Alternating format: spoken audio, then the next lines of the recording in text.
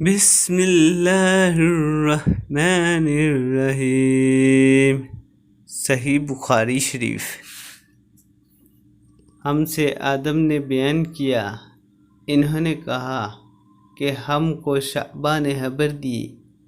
ان کو حکم نے کہا کہ میں نے سعید بن جبیر سے سنا، وہ عبداللہ بن عباس رضی اللہ عنہ سے نقل کرتے ہیں کہ ایک رات میں نے اپنی خالہ میمونہ بنت الحارث رضی اللہ عنہا زوجہ نبی کریم صلی اللہ علیہ وسلم کے پاس گزاری، اور نبی کریم صلی اللہ علیہ وسلم اس دن ان کی رات میں انہی کے گھر تھے۔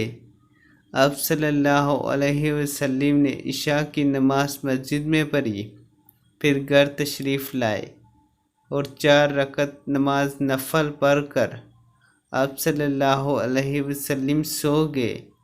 پھر اٹھے اور فرمایا کہ ابھی تک یہ لڑکا سو رہا ہے، یا اس جیسا لفظ فرمایا۔ پھر آپ نماز پڑھنے کھڑے ہو گئے اور میں بھی وضو کر کے آپ کے بائیں جانب کھڑا ہو گیا، تو آپ صلی اللہ علیہ وسلم نے مجھے دائیں جانب کھڑا کر دیا۔ تب آپ صلی اللہ علیہ وسلم نے 5 رکعت پڑھی، پھر 2 پڑھی، پھر آپ صلی اللہ علیہ وسلم سو گئے، یہاں تک کہ میں نے آپ صلی اللہ علیہ وسلم کے خراٹے کی آواز سنی۔ پھر آپ کھڑے ہو کر نماز کے لیے باہر تشریف لے آئے۔